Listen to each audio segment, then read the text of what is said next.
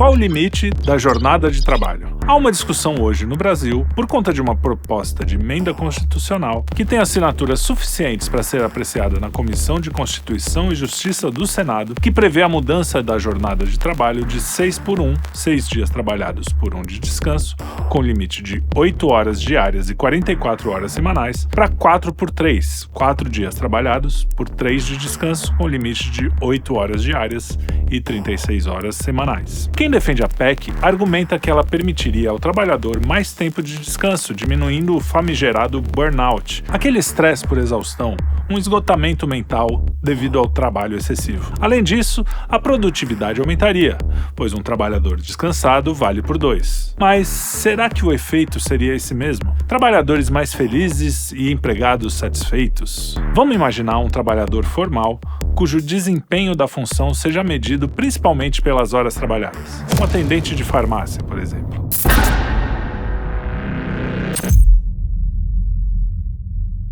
João acordou com as galinhas, que há muito tempo desapareceram dos quintais. Quintais que há muito tempo desapareceram das casas. Casas que há muito tempo deixaram de ser casas e se transformaram em cubículos. Ou, quando não são cubículos, ficam muito longe e custam uma fortuna. Enfim, as galinhas sumiram da maioria das cidades, mas quem pega no batente ainda acorda com elas. Não, tá legal. Esqueçam por enquanto as galinhas e voltemos ao João. Depois de se arrumar e tomar o café da manhã tão rápido quanto quem engole um remédio ruim, João correu para o ponto de ônibus. Enfrentou 1h15 de trânsito. Ele tinha sorte de pegar apenas uma condução e chegou só 10 minutos atrasado no trabalho. Estava muito disposto e feliz. Agora precisava trabalhar apenas 4 dias na semana. A expressão sextou passou a fazer sentido para ele também, e não só para os amantes da vida boêmia, que precisavam aguardar ansiosamente o fim do expediente no final da sexta para fugir do tédio que era aquela rotina exaustiva de antes. 36 horas de segunda a quinta passavam voando, e João agora podia curtir a sexta com os amigos e a família. Agora sim, trabalhava para viver, mas não precisava mais viver para trabalhar. Durante o tempo, a nova organização pareceu-lhe excelente, apesar de que os dias trabalhados, curiosamente, eram cada vez mais curtos, até que algo inesperado aconteceu. João foi despromovido. O patrão argumentou que a situação estava braba e, caso ele não quisesse aceitar a proposta para o novo cargo, seria dispensado. O novo cargo? Assistente de atendimento de farmácia. Tá, João não era nenhum idiota. Percebeu que tratava-se de uma artimanha para diminuir o seu salário. Essa distopia não tão distante ficou então bifurcada. João poderia entrar na justiça, a essa altura já abarrotado de casos como o dele, ou enfiar o rabo entre as pernas e aceitar a nova função.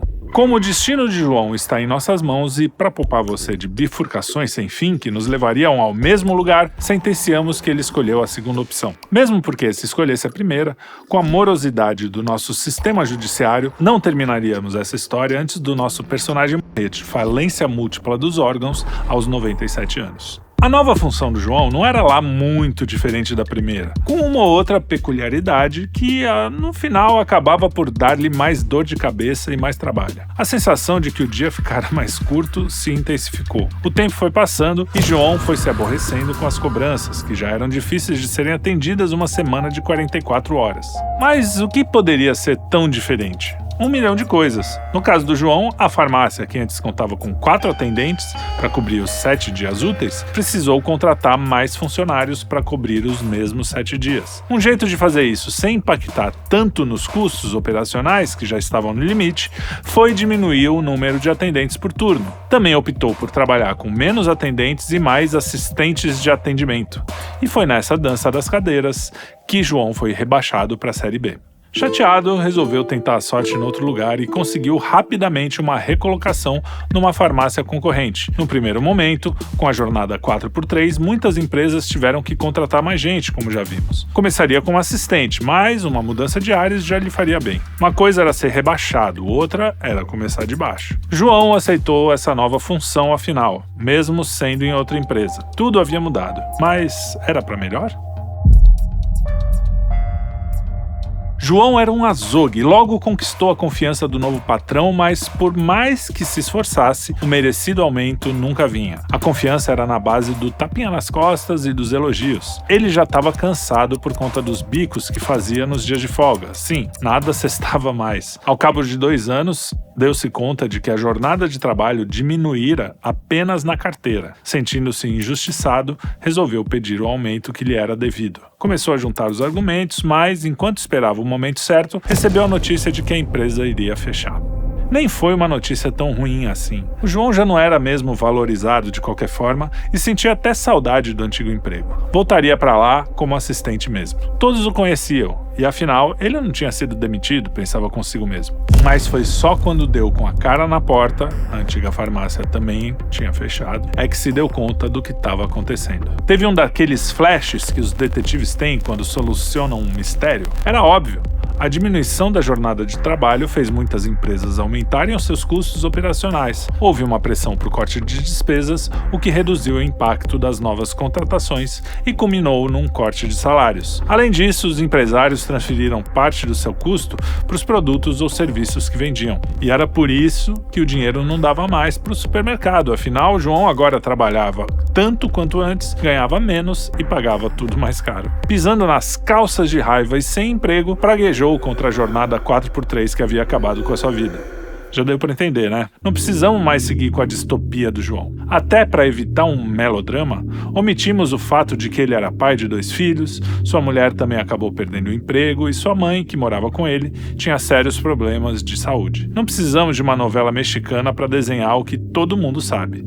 A gente já viu esse filme. No Brasil, existe uma jabuticaba criada em 1962 por meio da Lei 4.090, sancionada pelo então presidente João Goulart. Essa lei instituiu a gratificação natalina para os trabalhadores, o que representaria uma importante conquista social, proporcionando uma renda extra no final de cada ano. O nome dessa jabuticaba é 13º salário, conhece? Seria uma forma de melhorar o poder de compra dos trabalhadores e fomentar a economia, garantindo que eles pudessem ter um dinheiro adicional para enfrentar as despesas típicas do final de ano, como festas e presentes de Natal. Mas você sabe o que aconteceu, certo? Com o passar do tempo, os contratantes colocaram o 13º na sua planilha de gastos anuais, por óbvio. Hoje, o que deveria ser uma renda extra para o trabalhador, mal paga as dívidas contraídas ao longo do ano devido ao arroxo salarial provocado, entre outras coisas, por esse mimo de intervenção estatal sem motivo. No caso do 13º, foi apenas trocar 6 por meia dúzia. O trabalhador passou a ganhar um salário a mais no final do ano,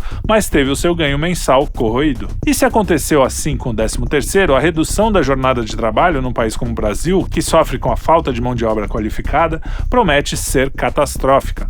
Não tem almoço grátis, meu chapa. Com o decorrer dos anos, os salários serão afetados e teremos pressão inflacionária, já que uma parte dos custos com novas contratações será repassada ao consumidor com a mais absoluta certeza. Tem muita gente usando a falácia reducionista de que um trabalhador descansado produz mais, como se a PEC fosse atingir justamente esse trabalho medido pela produtividade. Mas grande parte desses casos é de PJ, ou seja, trabalhadores que emitem nota fiscal e não têm carteira assinada. Esses já trabalham bem mais do que as 44 semanais e vão continuar trabalhando. É claro que hoje existe uma reivindicação justa do trabalhador que pega 2 horas de condução para ir e voltar do trabalho. Esse é um dos casos em que a jornada de 44 horas torna-se realmente exaustiva.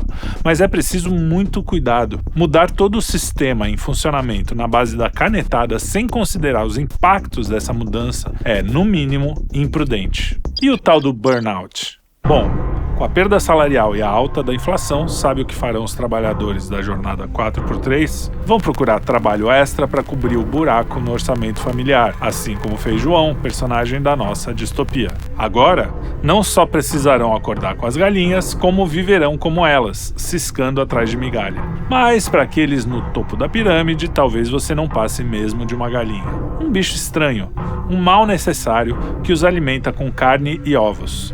Pelo menos enquanto a tecnologia não dá conta de fazer o trabalho sujo por você, que faz o trabalho sujo por eles.